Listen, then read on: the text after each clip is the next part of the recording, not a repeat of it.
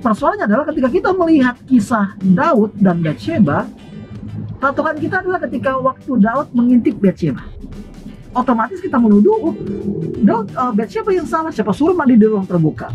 Jadi bagaimana caranya supaya mereka nggak najis? Mereka harus mengambil ritual purification atau ritual penyucian. Oke.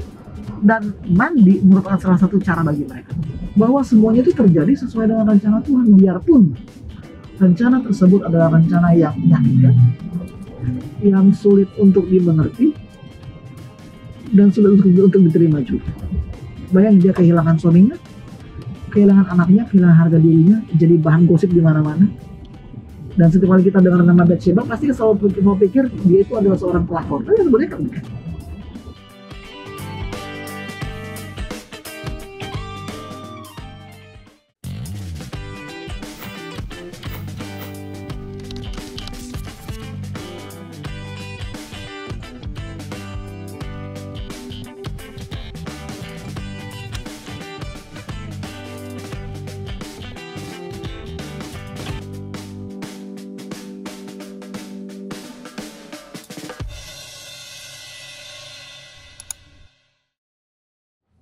Shalom pemirsa di rumah, kembali lagi di Facebook What's on Your Mind.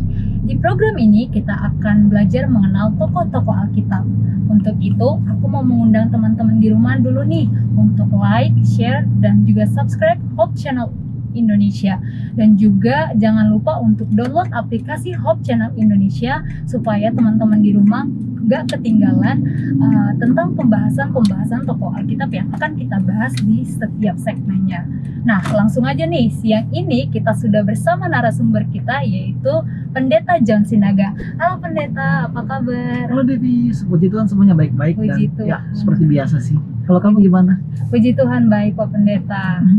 Nah, Pak Pendeta, kita hari ini mau bahas siapa sih? Mungkin Pak Pendeta boleh mendeskripsikan dulu tentang tokoh yang tokoh Alkitab yang jadi akan kita bahas. Pak Pendeta bakal deskripsiin, terus nanti kamu sama teman-teman di rumah bakal tebak ya? Oh, main tebak-tebakan ya? Tebak-tebakan. Oke, jadi yang pertama itu dia adalah salah satu wanita, tokoh wanita yang paling kontroversial di Alkitab. Ini dia kontroversial banget lah. Dan setiap kali namanya muncul, kadang-kadang diberikan konotasi yang kurang baik dari orang-orang percaya. Oke, itu yang pertama. Jadi dia adalah seorang tokoh wanita yang paling kontroversial di Alkitab. Beberapa melihat dia sebagai pelakor. Pelakor. Oke, kamu tahu kan istilah pelakor kan? Tahu. Apa arti pelakor ya? Pencuri Laki orang. oke. Beberapa orang melihat dia sebagai pelakor, beberapa orang melihat dia sebagai korban.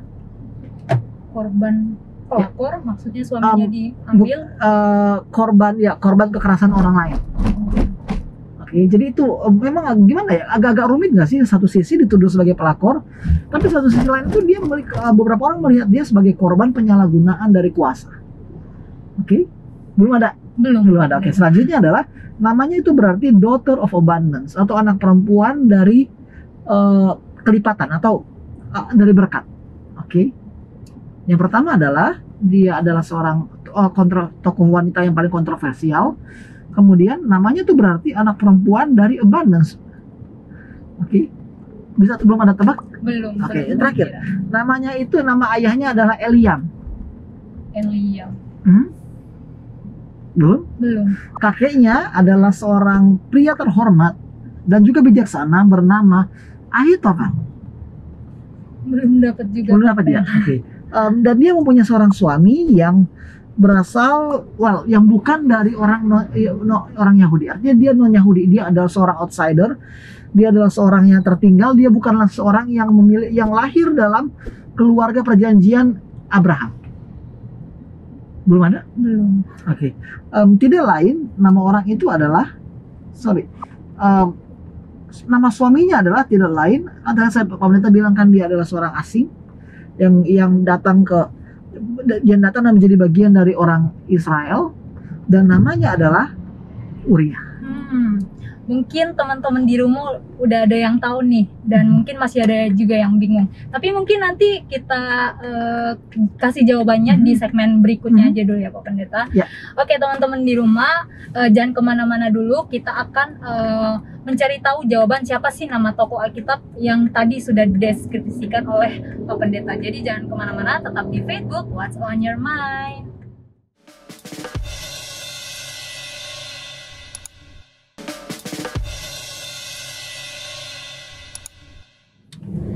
Kembali lagi di Facebook What's on Your Mind. Nah, hari ini kita akan mencari tahu siapa sih kira-kira nama tokoh Alkitab yang akan kita bahas hari ini. Tadi sudah dideskripsikan oleh Pak Pendeta, dan mungkin teman-teman di rumah udah ada yang tahu jawabannya. Nah, mungkin supaya lebih tepatnya kita akan tanya secara langsung sama Pak Pendeta, kira-kira siapa sih? Nah, tapi kalau kita lihat kan yang pertama nama suami itu adalah Uria, dan kemudian dia merupakan cucu dari Ahitofel. Dan kalau kita melihat bersama mereka berdua adalah baik Uria maupun Ahitofel, mereka bekerja bagi masa pemerintahan Daud. Uria adalah seorang prajurit yang gagah berani, Ahitofel adalah seorang penasihat yang cerdik. Okay. Tapi kita saksikan di sini bahwa kedua orang ini memiliki satu kesamaan, yaitu seorang tokoh perempuan yang bernama Bathsheba. Dari dua kata Bait dan juga Sheba. Jadi kedua kata ini menunjukkan bahwa Bathsheba ini artinya adalah daughter of abundance, atau seorang anak perempuan yang hidup dalam kemewahan. Kemewahan bukan dalam arti harta di sini, tapi abundance, in abundance. Dia hidup dalam rasa mewah dan rasa sempurna yang tidak ada pada orang lain. Okay. Itulah awal mula dari kisah karakter kita pada hari ini mengenai seorang perempuan. Setiap kali kita berbicara mengenai Bathsheba, Daud, dan juga siapa namanya, dan juga Uria, kita seringkali menekankan pada perspektif Daud. Tapi kali ini kita mau ambil hal-hal yang berbeda. Kita harus melihat bagaimana Bathsheba juga bergumul, dan dia stres juga karena kondisinya. Bayangin. Oke, karena kali ini Alkitab itu agak sedikit ambigu soal permasalahan dari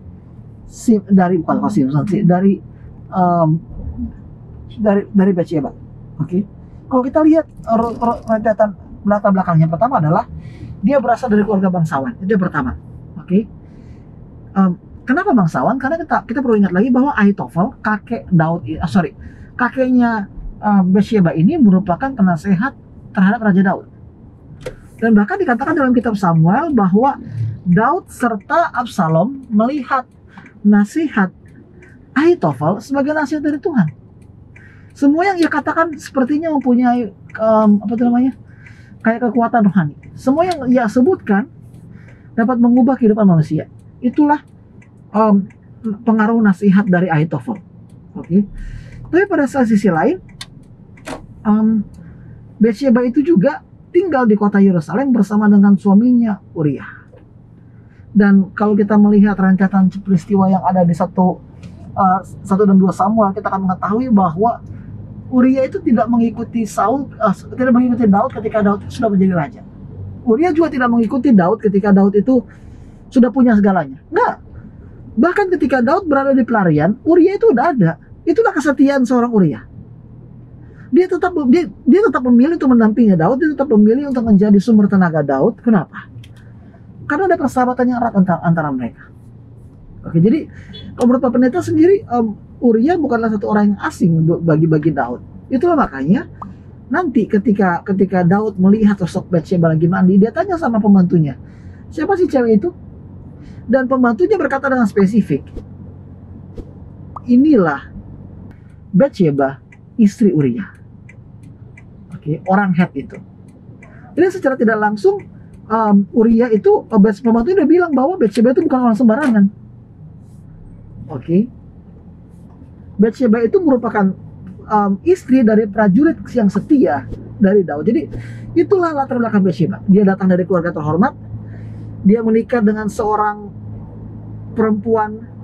dia menikah dengan seorang prajurit yang luar biasa hebatnya. Oke. Dan dia juga tinggal dekat istana. Artinya apa? Dia merupakan inner circle yang ada, dia kaum sosialita lah istilahnya ya. Sosialita pada masa itu. Oke. Jadi itulah sedikit dari latar belakang Bathsheba. Dan kisah Batsheba ini merupakan kisah yang membawa perubahan narasi di dalam kehidupan Daud. Sebelumnya semuanya sempurna. Semua kehidupan Daud sempurna, biarpun memang dia ada dia ada persoalan-persoalan kecil kayak pemberontakan segala macam itu ada. Tapi sebelumnya dari situ itu karakter Daud itu tidak pernah ditanyakan oleh penulis kitab Samuel. Sampai kejadian Batsheba ini meledak. Oke, dan kita semua tahu kayak apa yang terjadi ya. Coba kita buka Alkitab kita di dalam 1 Samuel. 2 Samuel sebenarnya. 2 Samuel berapa bukan? 2 Samuel 11. Oke. 2 Samuel 11. Daud dan Batsheba. Ya, boleh baca? Ayat berapa bukan? 1. Sorry, ayat 2. Ayat 2 bunyinya, sekali peristiwa pada waktu petang ketika Daud bangun dari tempat pembaringannya, lalu berjalan-jalan di atas soto istana, tampak kepadanya dari atas soto itu seorang perempuan sedang mandi. Perempuan itu sangat elok rupanya. Oke, jadi kan ketika Daud bangun dari tempat pembaringannya, lalu berjalan-jalan di atas soto istana, tampak kepadanya seorang perempuan sedang mandi. Oke, dan kemudian tambahan, perempuan itu sangat elok rupanya. Ayat 3. Lalu Daud menyuruh orang bertanya tentang perempuan itu, dan orang berkata, itu adalah Batsheba binti Eliam, istri Uria orang Het itu. Jadi dikatakan di sini Daud sedang berjalan-jalan di atas soto istana. Oke. Dan kemudian dia lihat perempuan sedang mandi. Dan kejadian inilah yang mengakibatkan Daud jatuh ke dalam dosa. Nah, seperti kata Pak Pendeta bilang tadi kan, bahwa cerita Daud dan Batsheba ini merupakan cerita yang kompleks. Kenapa? Karena orang seringkali menuduh Batsheba sebagai seorang pelakor. Menurut kamu intensional nggak? Enggak. Kenapa? Karena bukan salah dia sih sebenarnya. Tahu dari mana kamu bukan salah dia? Karena Daud dulu hanya ngintip. Oke. Nah, tapi bagaimana mungkin, apa benar dia ngintip? Apa benar dia sengaja ke situ?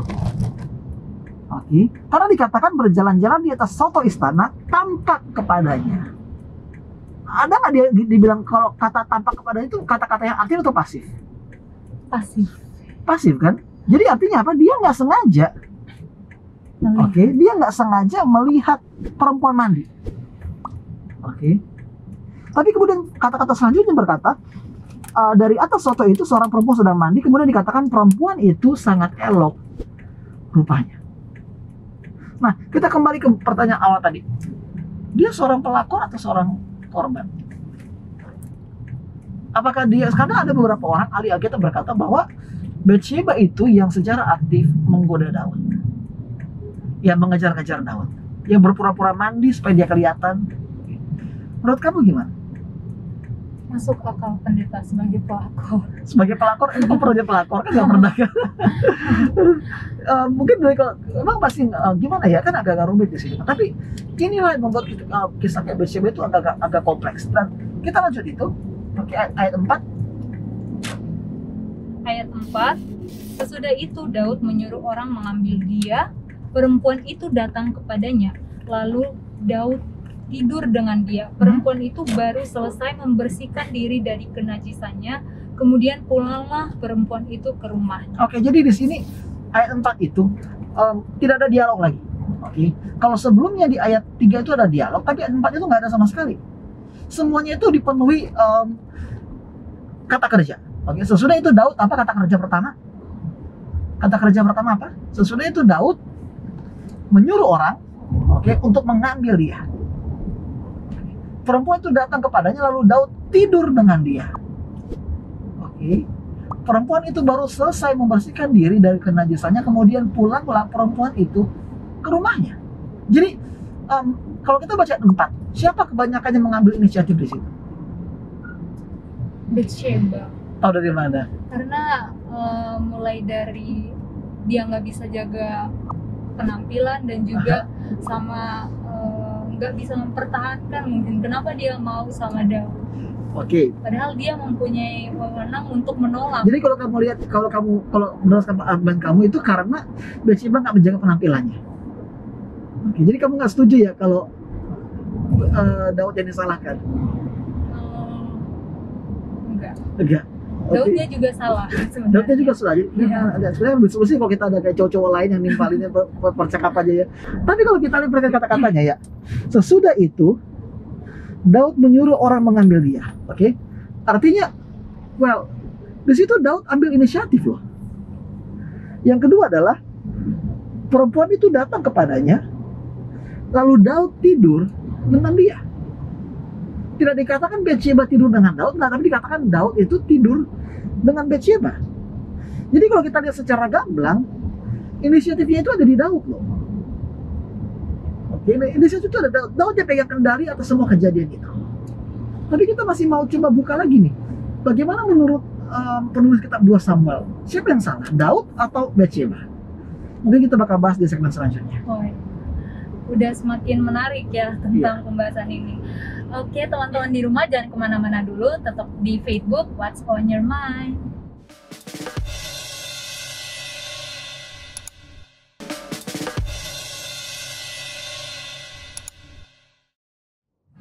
Kembali lagi di Facebook What's on Your Mind. Nah, kali ini kita akan membahas lebih lanjut tentang Batsyeba. Kira-kira siapa sih yang salah dari Batsyeba atau Daud? Mungkin Pak Pendeta bisa menjelaskan. Ya, kita kembali dan seperti Pak Pendeta bilangkan bahwa kita harus melihat bagaimana pergerakan narasinya.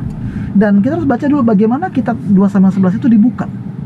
Coba baca ayat 1. Pada pergantian tahun, pada waktu raja-raja biasanya maju berperang, maka Daud menyuruh Yoab maju beserta orang-orangnya dan seluruh orang Israel.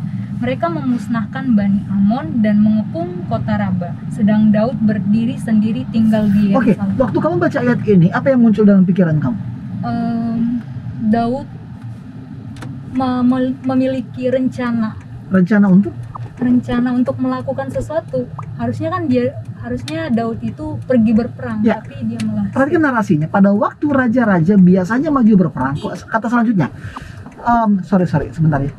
Pada pergantian tahun, pada waktu raja-raja biasanya maju berperang, maka Daud menyuruh Yoab maju beserta orang-orangnya dan seluruh orang Israel. Ini konteks pertama, bahwa ketika pada masa di mana raja-raja itu biasanya berperang, Daud itu nggak ikut. Dia justru menyuruh Yoab itu untuk maju berperang tanpa dirinya. Oke. Dan selanjutnya mereka memusnahkan Bani Amon dan mengepung kota Raba sedang. Oke, jadi kata sambung itu merupakan kata yang sangat-sangat lu harus selalu notice kata-kata sambung kayak gitu, kayak maka Daud, kemudian sedang Daud, itu berpengaruh. Kenapa? Karena kata-kata seperti ini membawa satu narasi yang berbeda, yang baru, yang unik. Dikatakan bahwa sedang Daud sendiri tinggal di Yerusalem. Jadi di medan perang semua orang itu berjuang untuk nama Tuhan, untuk nama Israel. Tetapi kita saksikan di sini Daud itu menolak untuk pergi. Jadi daripada ikut berperang, dia justru bersantai-santai di rumahnya. Dia bilang udah santai aja lah hidup. Oke. Karena anak muda sekarang kan kayak mager-mager gitu, ada anak muda. Kalau kita mager-mager. Jadi kisah Daud itu dibuka dengan satu narasi di mana Daud itu bertindak tidak sesuai dengan rencana Allah. Oke. Dan persoalannya adalah ketika kita melihat kisah Daud dan Batsyeba, patokan kita adalah ketika waktu Daud mengintip Batsyeba. Otomatis kita menuduh Daud, Batsyeba yang salah, siapa suruh mandi di ruang terbuka. Oke. Tadi setelah kita waktu diskusi kita punya pendapat gitu. Tapi kalau dari narasi penulis semuanya berbeda. Karena 1 Samuel 11, 2 Samuel 11 itu tidak dibuka dengan tindakan Batsyeba. Tidak dikatakan bahwa Batsyeba lagi santai-santai lagi mandi, enggak. 2 Samuel 11 dibuka dengan satu statement bahwa Daud memilih untuk tinggal di istana. Oke, itu menarik. Iya, menarik. Ketika semua orang sibuk berperang, Daud memilih untuk tinggal di istana. Artinya apa? Dia merasa dia bos. Dia merasa dia nggak perlu yang lagi buat tangannya kotor.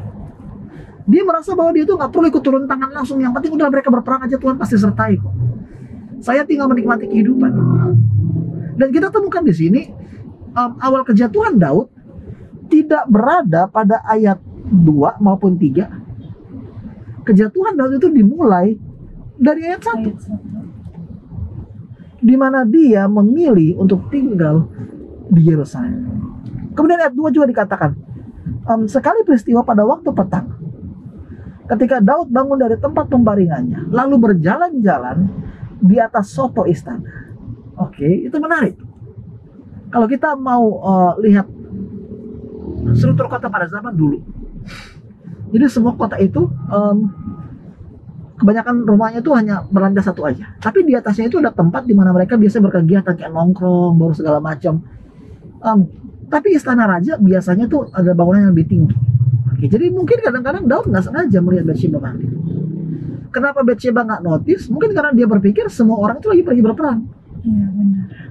Oke, mungkin ya. Padahal kita nggak ada bilang demikian, tapi mungkin saja. Oke, dan kalau kita coba pelajari lebih jauh, di dalam ayat 4, oke, dikatakan bahwa perempuan itu baru selesai membersihkan diri dari kenajisannya. Seperti kita ketahui dalam kitab Imamat, setiap perempuan yang lagi datang bulan atau lagi menstruasi itu otomatis menjadi najis. Jadi bagaimana caranya supaya mereka nggak najis? Mereka harus mengambil ritual purification atau ritual penyucian. Oke. Dan mandi merupakan salah satu cara bagi mereka. Jadi ada satu upacara khusus. Dan beberapa penulis cendekiawan Alkitab berkata bahwa sebenarnya pada saat itu Batsheba lagi mengikuti upacara ritual pembasuhan diri itu. Itulah makanya dia berada di suatu rumah, kemungkinan itu makanya dia diintip. Tapi bisa juga salah satu asumsi yang terjadi adalah mungkin saja dia berpikir bahwa semua orang itu sedang pergi berperang. Oke. Dan kita temukan di sini ya, di dalam ayat 4 itu kita lihat bahwa yang memegang kendali di situ adalah Daud. Oke, dari ayat 1 itu Daud itu sudah pegang kendali penuh. Dia memilih untuk tinggal di Yerusalem. Dia memilih untuk berjalan-jalan. Dia memilih untuk melihat perempuan itu. Dan dia menyuruh orang untuk bertanya siapa dia. Dan dia juga menyuruh orang untuk mengambil dia. Oke. Dan dia tidur dengan perempuan itu. Menurut kamu ini termasuk pemerkosaan? Termasuk pemerkosaan dan penyalahgunaan kekuasaan. Oke. Kenapa kamu bilang pemerkosaan? Karena kan di sini kan dikatakan bahwa Daud itu tidur dengan dia.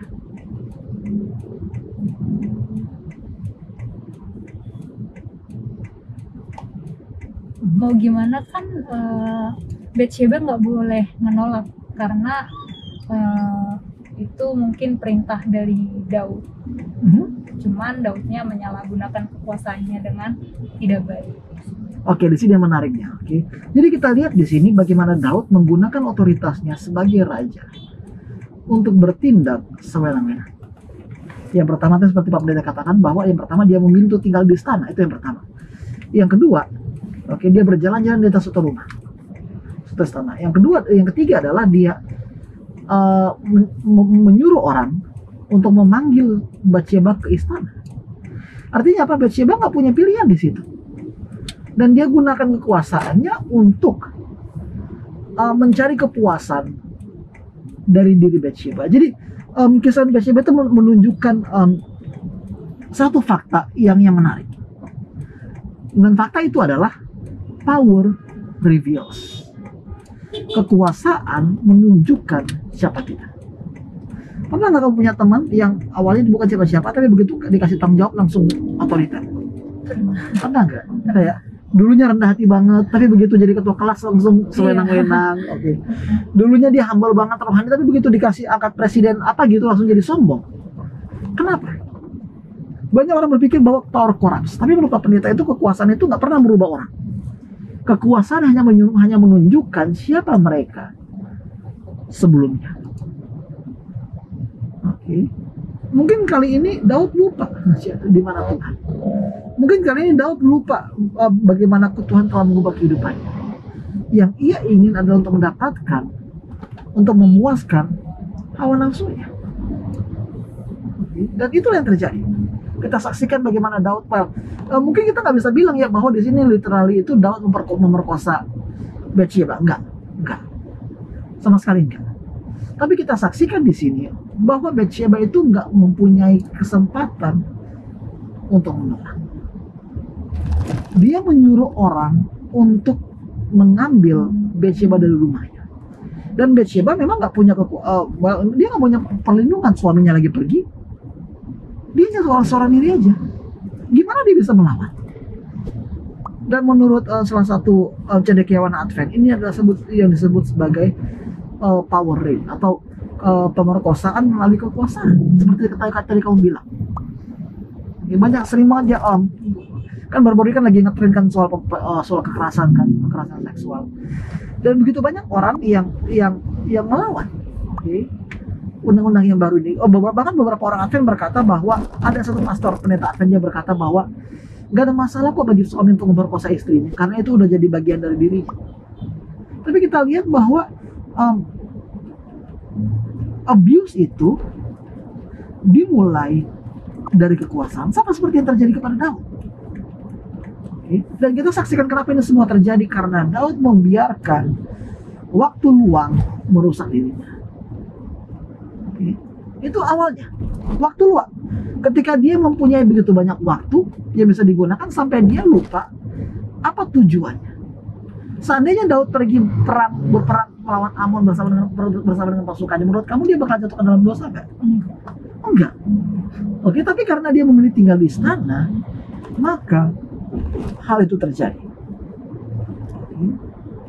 Begitu. Gimana sejauh ini pertanyaannya? Menarik, pendeta.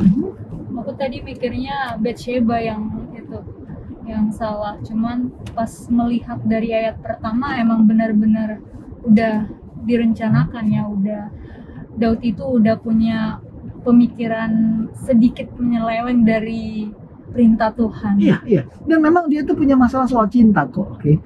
Kalau kamu baca di dalam kisah, kamu masih ingat kisah Abigail? Oke.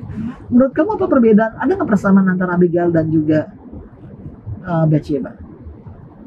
Kalau Abigail aku kurang mendalami ceritanya sih. Oke, jadi kalau Abigail kan dia perempuan yang mencegah Daud untuk membunuh suaminya kan. Tapi kalau Bathsheba justru karena apa yang terjadi itu suaminya jadi meninggal. Jadi mereka kayak kontrasting gitu sih. Tapi ketika Daud menikahi Abigail, dikatakan juga bahwa ia mengambil gunting-gunting lainnya. Artinya memang Daud itu memang bukanlah seorang yang selamanya tuh tulus menyembah kepada Tuhan. Memang tulus sih, tapi dia juga kita nggak bisa hilangkan aspek-aspek kemanusiaannya. Kita nggak bisa hilangkan bahwa dengan menjadi seorang yang rohani, otomatis semua itu pasti baik-baik aja sama lo. Enggak. Kisah Daud menunjukkan bagaimana setiap dari kita memiliki kecenderungan untuk menyalahgunakan kekuasaan demi kepentingan pribadi. Oke, itu ada. Menyalahgunakan kerohanian, menyalahgunakan uang. Jangan pernah berpikir bahwa kita nggak mungkin jadi jahat. Ya, kisah Daud gimana? Dia baik kok di awal, tapi akhirnya jadi jatuh ke dalam dosa. Kenapa? Semuanya dimulai dari waktu yang terlalu banyak. Oke, bagaimana sejauh ini? Menarik, Pak Pendeta. Berarti emang waktu itu membuat kita memiliki kesempatan untuk melakukan dosa. Iya. Dan uniknya adalah kata di situ ya, coba kita buka lagi Alkitab kita.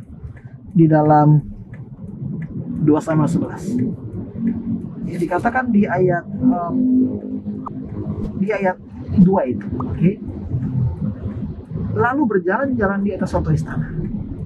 Beberapa ahli cendekiawan Alkitab juga berkata bahwa kata berjalan-jalan di sini bersifat partisipa. Artinya ini terus-menerus.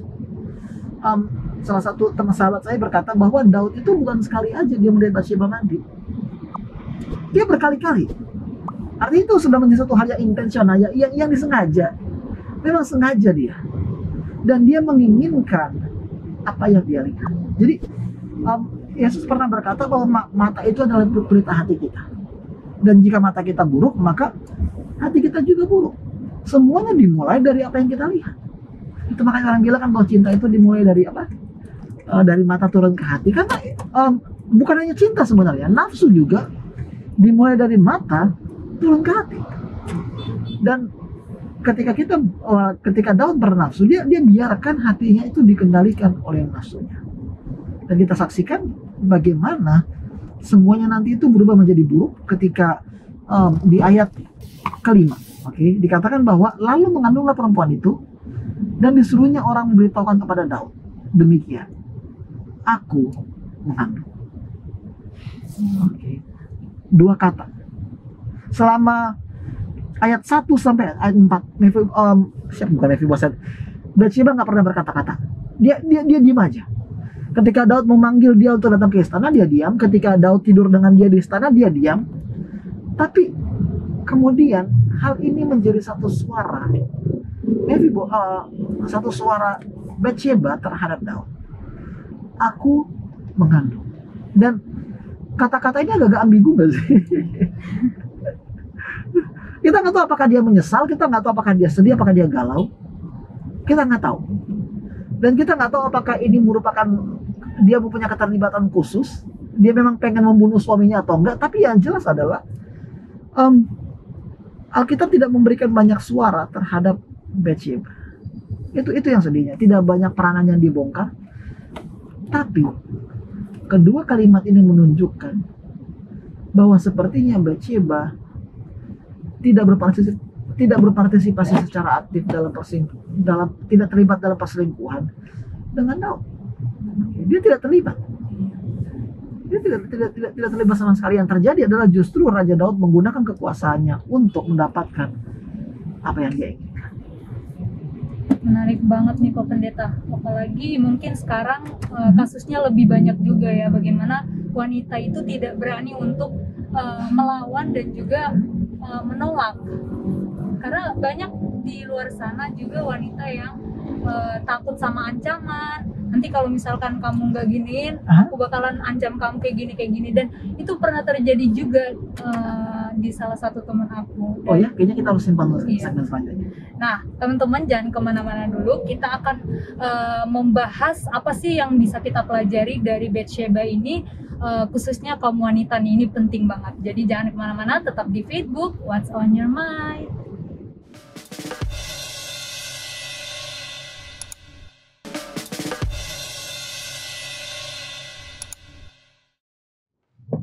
Kembali lagi di Facebook What's on Your Mind. Nah, pemirsa di rumah, pembahasan kita udah semakin menarik banget nih ya, dan kita semakin paham tentang kasus dari Batsheba dan Daud ini. Dan kita juga akan belajar apa sih yang bisa kita pelajari dari kisah Batsheba ini. Mungkin Pak Pendeta boleh lanjutkan. Oke, tadi kan kita berbicara bagaimana Batsheba itu nggak punya pilihan. Dia dipanggil raja, dan Daud menggunakan otoritasnya itu untuk menekan Batsheba. Memang biarpun itu nggak dikatakan secara langsung di Alkitab, tapi dua kata itu aku mengandung menunjukkan perlawanan yang ambigu sebenarnya dari Batsheba. Dia sekarang berkata, now I am your responsibility. Sekarang lu harus bertanggung jawab sama gue. Ini ulah kamu harus tanggung jawab. Dan memang seringkali perempuan itu dalam posisi yang serba salah. Tadi kalau lo mau share tentang teman lo kan gimana? Jadi aku punya teman yang dimana kalau misalkan dia nggak foto dia dengan pakaian yang terbuka, dia bakalan ancam, nanti kalau di jalan aku bakalan hentiin kamu kayak gitu. Jadi tapi dipendam dan dia nggak punya keberanian untuk cerita ke orang-orang di sekitarnya, dan akhirnya dia memutuskan untuk melakukan. Nah, ketika dia sudah lakukan, dia takut untuk menceritakan kepada orang-orang terdekatnya dia, karena dia takut dianggap cewek murahan, dan juga hal itu yang membuat dia memendam hal itu sendiri. Dan mungkin juga kisah Batsheba juga kita kurang tahu ya, tapi berdasarkan satu kalimat yang diungkapkan oleh Batsheba itu lumayan menyedihkan ya, karena dia nggak punya kesempatan untuk pergi dan dia nggak punya kesempatan untuk menolak. Dia hanya berbicara bahwa aku mengandung, dan itu terjadi saat ini juga ya. Mungkin Pak Pendeta boleh kasih pelajaran apa sih yang bisa kita pelajari dari kasus Batsheba ini, dan sifat apa sih sebagai perempuan, apakah kita harus berani atau bagaimana Pak Pendeta? Nah, peran wanita dalam kehidupan Daud itu sangat-sangat beraneka ragam ya. Kita punya ada namanya Mikal. Mikal itu dikatakan bahwa Mikal itu mencintai Daud. Tapi permasalahannya kita nggak pernah berkata bahwa Daud itu mencintai Mikal kembali. Itu kompleks.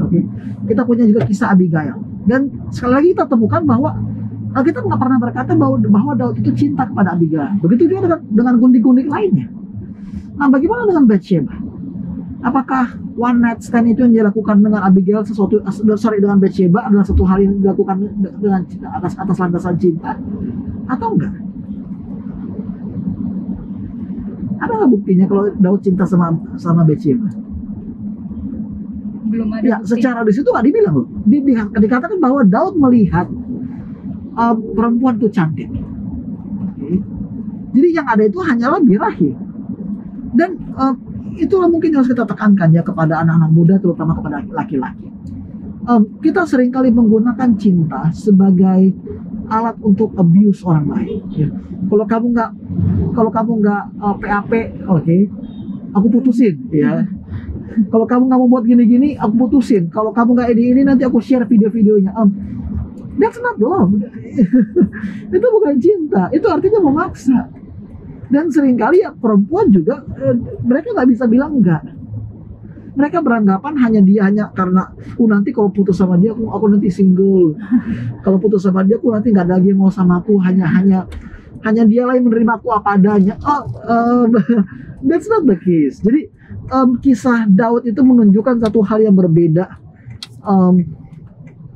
Satu hal yang berbeda tentang seksualitas dan juga abuse. Terutama lebih uniknya lagi ketika Daud menjadi tua, dia sepertinya kehilangan semuanya, termasuk insting politiknya. Jadi ketika terjadi kekacauan mengenai siapapun terus tahtanya, Bathsheba yang ambil inisiatif. Dia yang berkata bahwa Salomo lah anak mereka yang akan menjadi ahli waris. Oke, jadi dia mengambil peran yang dominan pada waktu itu. Dan ketika Salomo menjadi raja, dia menulis satu Amsal yang luar biasa indahnya untuk ibunya. Amsal 31 ayat 29.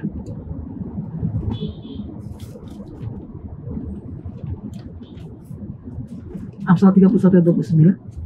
Amsal 31 Ayat 29. Amsal 31 ayat 9 29. bunyinya 29 bunyinya, banyak wanita telah berbuat baik, tetapi kau melebihi mereka semua. Wow, itu anaknya yang bilang loh. Salomo berkata kepada Bathsheba, banyak wanita berbuat baik tetapi kau melebihi mereka semua. Artinya you are special, you are something. Dan menurut Pak Pendeta pribadi, apa yang terjadi kepada Bathsheba itu bukanlah satu rencana Bathsheba. Dia bukanlah seorang perempuan yang mau pansos, terus dia godain rajanya, terus dia pengen supaya suaminya mati. Enggak ada. Bahkan dalam kematian Uria, itu Daud loh yang terus membuat rencana tanpa pengetahuan dari Bathsheba. Itu makanya Bathsheba merata. Dan kita saksikan bahwa Tuhan memberikan hukuman yang keras kepada Daud. Apa yang terjadi kemudian? Anaknya yang dikandung Bathsheba mati. Kenapa justru anak ini yang harus mati? Kenapa nggak Daud aja? Kenapa? Dan kenapa harus anak itu yang mati? Kenapa harus hukumannya mati? Kalau kita lihat secara hukum yang tertulis di Imamat, semua korban bakaran, semua persembahan petang dan pagi itu hanya diberikan kepada dosa yang tidak disengaja. Bisa ikutin sejauh ini? Oke. Misalnya nih, apa bedanya dosa yang sengaja dan dosa tidak sengaja? Kalau yang sengaja itu udah tahu dosa tapi dilakuin. Kalau yang nggak sengaja mungkin misalkan aku makan daging B2 dan aku nggak tahu itu daging B2 terus sengaja makan. Oke, tadi kan kamu bilang kan kalau dosa yang sengaja itu dosa yang kita tahu, itu dosa yang kita lakukan. Tapi bukan itu sekedar, bukan hanya itu aja definisi dosa yang disengaja. Dosa yang disengaja adalah dosa yang direncanakan dari awal. Jadi ini bukanlah dosa yang misalnya kayak kita keceplosan bilang kata-kata basa-basa kotor, atau kita nggak sengaja makan daging B2. Itu kan nggak sengaja memang, dan memang nggak direncanakan. Tapi kalau dosa yang direncanakan, itu memang sudah dipikirkan sebelumnya dan kemudian dilakukan dengan outcome tertentu di dalam kehidupan mereka. Ya, seperti korupsi, itu dosa yang disengaja. Contohnya kalau berzina gimana? Disengaja nggak dosanya? Disengaja. Emang ada yang orang berzina nggak sengaja? Ups, ya ampun gue berzina. kan nggak ada. Kamu siapa? Kamu bukan istriku, kan nggak ada kan? Semuanya itu kalau berzina, mencuri itu disengaja. Artinya apa? Sudah dipikirkan sebelumnya. Kita boleh berbuat itu bukan karena kita kepepet ya, bukan. Tapi karena memang kita pengen. Dan untuk dosa-dosa seperti ini nggak ada persembahan yang bisa menghapus dosanya. Dalam kata lain, semua yang berbuat demikian harus mati. Tapi Daud mati nggak? Nggak. Justru anaknya lah yang mati. Dan itu menariknya, kenapa? Karena justru kisah ini menawarkan satu pandangan berbeda mengenai keselamatan. Artinya apa? Ketika kita jatuh ke dalam dosa, ketika kita terperangkap di dalam hawa nafsu kita, ketika kita gagal untuk lepas dari dosa-dosa yang menjadi dosa-dosa favorit, Yesus masih mati bagi kita.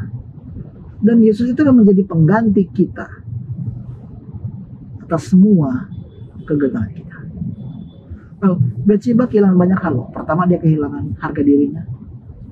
Bayangin, sejak saat itu dia gimana sih kalau tiba-tiba orang tahu lu dulunya nikah sama satu, tapi tiba-tiba udah nikah lagi sama teman baik dari teman lo. Kan itu kan it's not something. Ya, tapi kita saksikan bagaimana Bathsheba itu tetap bertahan. Dikatakan lagi bahwa akhirnya nanti setelah kebatilan pertama, Daud kembali tidur dengan Bathsheba, dan kali ini mereka melahirkan seorang anak. Tadi kita sebutkan namanya adalah Salomo atau Jedediah. Okay. Kesayangan Tuhan dia. Jadi tapi bukan itu saja. Di dalam Alkitab dalam Matius 1 ayat 6. Matius pasal 1 itu berbicara mengenai genealogi dan tersilsilah dari Yesus. Tapi ada yang unik situ, Matius 1 ayat 6. Ayat 6. Isai memperanakkan Raja Daud. Daud memperanakkan Salomo dari istri Uria. Menarik nggak? Ada nggak nama Bathsheba disebut? Enggak. Oke, artinya apa? Matius mengakui bahwa apa yang terjadi antara Daud dan Bathsheba tidak lain merupakan kejahatan yang tidak perlu ditutup. Dia benar-benar berkata demikian, makanya disebutkan dia nggak bilang bahwa Bathsheba, nggak. Dia bilang melalui istri Uria. Ini dalam kata yang Matius mau berkata, ini nggak seharusnya terjadi. Ini kejahatan yang luar biasa kejamnya.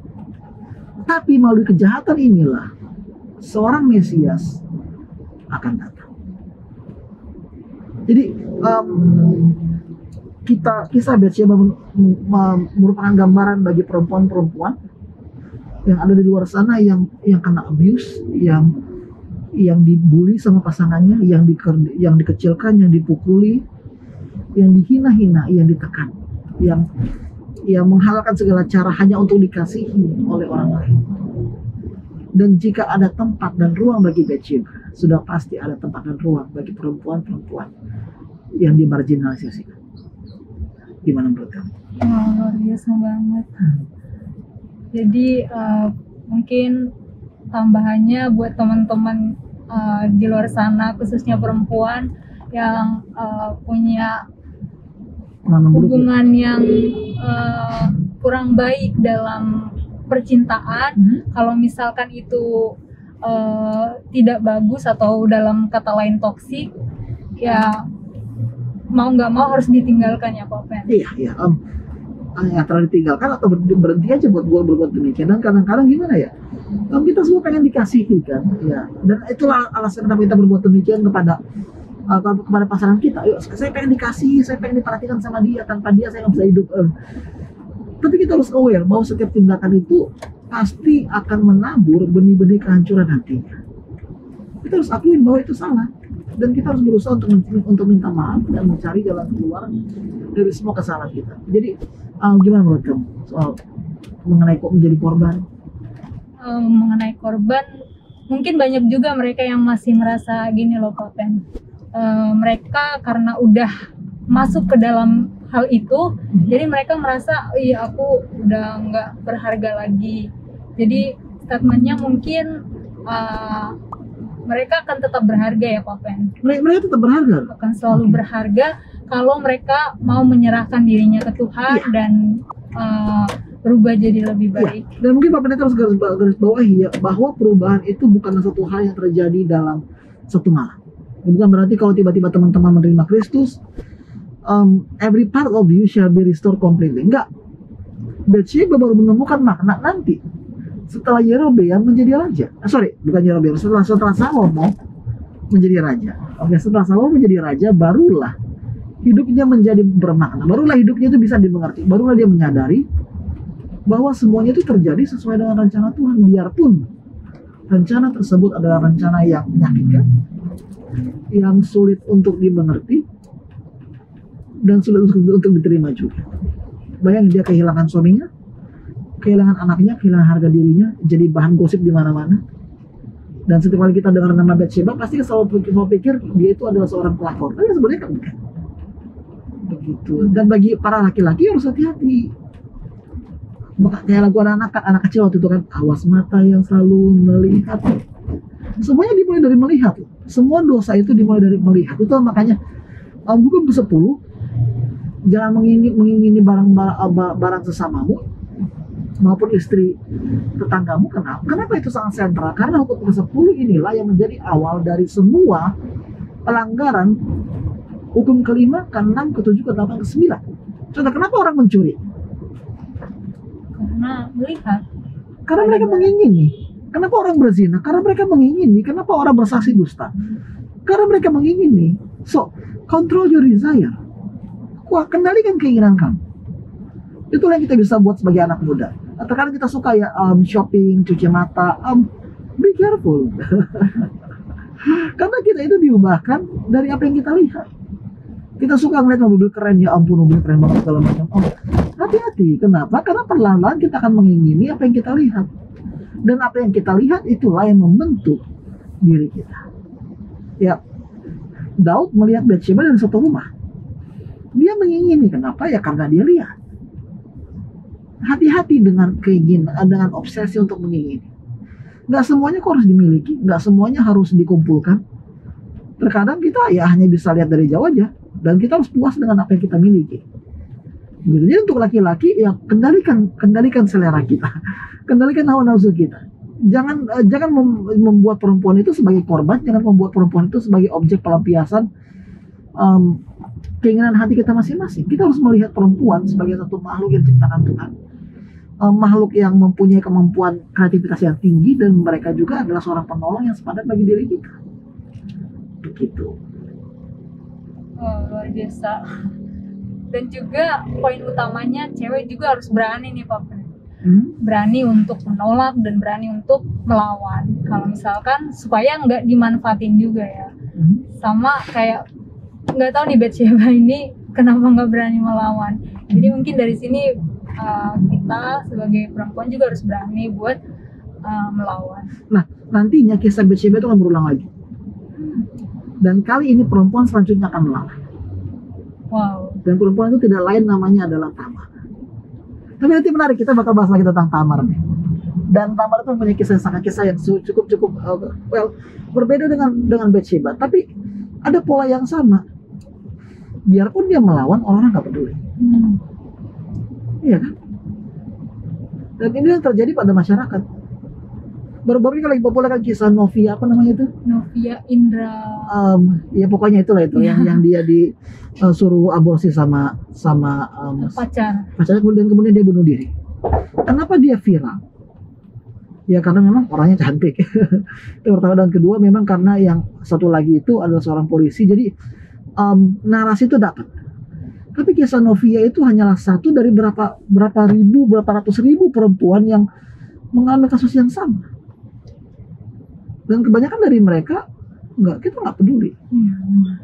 Kita anggap mereka itu hanya satu dari sekian banyak. Padahal kasusnya sudah banyak. Padahal memang sudah banyak terjadi. Jadi itu Bapak Pendeta bilang, terkadang ya bagi perempuan melawan itu sulit. Kenapa? Karena kita merasa nggak ada yang peduli kok sama kita. Apalagi kalau yang berbuat demikian itu adalah seorang misalnya dosen, seorang yang terhormat, yang terpercaya, itu sulit banget melawannya. Sulit banget. Begitu. Jadi bukan saja perempuan yang harus menjaga diri ya, bukan, tapi laki-laki juga harus menjaga hawa nafsunya supaya kita tidak dikendalikan oleh keinginan pribadi. Begitu. Luar biasa banget ya Lopen. Ini pembahasan kita juga udah semakin dipahami, dan aku juga udah semakin paham sama kisah dari Batsheba ini. Dan Pastinya teman-teman juga sudah semakin paham dan terberkati dengan pembahasan kita hari ini. Mungkin supaya pemirsa di rumah semakin terberkati, Pak Pendeta mungkin boleh mendoakan supaya yang kita bahas ini bisa membantu teman-teman kita supaya lebih dekat sama Tuhan. Oke, yuk kita berdoa. Bapa di surga, terima kasih Tuhan atas rahmat-Mu. Sekarang kami telah mendengar kisah mengenai Bathsheba. Ajarlah kami Tuhan untuk menjadi peka terhadap mereka yang bergumul dengan Taurat Abuse. Orang-orang yang menggunakan kekuasaannya untuk merendahkan dan menggunakan para perempuan lainnya, Bapak. Tolonglah kami untuk mendengar suara mereka dan belajar untuk menolong mereka dengan segala tenaga kami, Tuhan. Begitu banyak Bathsheba yang ada di dunia ini, Tuhan. Maka biarlah kami menyediakan satu surga di mana mereka bisa berkembang.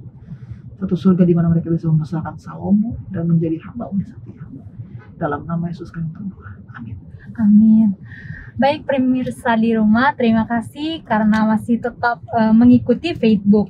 Nah, buat teman-teman nih yang mungkin punya ide, kira-kira ada tokoh Alkitab siapa sih yang akan kita bahas selanjutnya, boleh banget untuk komen di bawah. Dan juga aku mau ngingetin lagi nih buat teman-teman supaya like, komen, dan juga subscribe Hope Channel Indonesia serta download aplikasi Hope Channel Indonesia. Sampai jumpa di pembahasan tokoh Alkitab selanjutnya, tetap di Facebook What's on Your Mind.